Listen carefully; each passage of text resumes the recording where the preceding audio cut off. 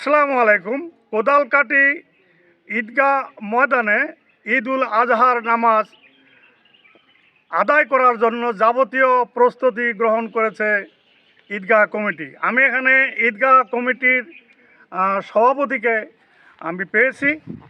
ঈদগাহ কমিটির সভাপতি এখানে আমাদের এই অঞ্চলের একজন মুরব্বী, ওনার নিজের মুখেই শুনবেন ঈদ উল আজহার নামাজের সময়সূচি। তো বলুন কি সময়সূচি এবং কার্যসূচি। আসসালামু আলাইকুম। আমরা কোদালকাটি ঈদগাহ কমিটির তরফ থেকে আলোচনা করে একটা সিদ্ধান্ত নিয়েছি।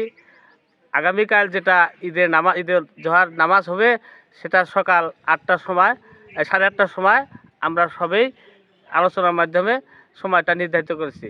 তাই সমস্ত এই এলাকাবাসীদের ঈদগাহর অধীনস্থ যাতে লোক আছেন সবাই যাতে 8:30টার ভিতরে আইসা আপনার নামাজে শরীক হন বলে আমরা আশা রাখলাম।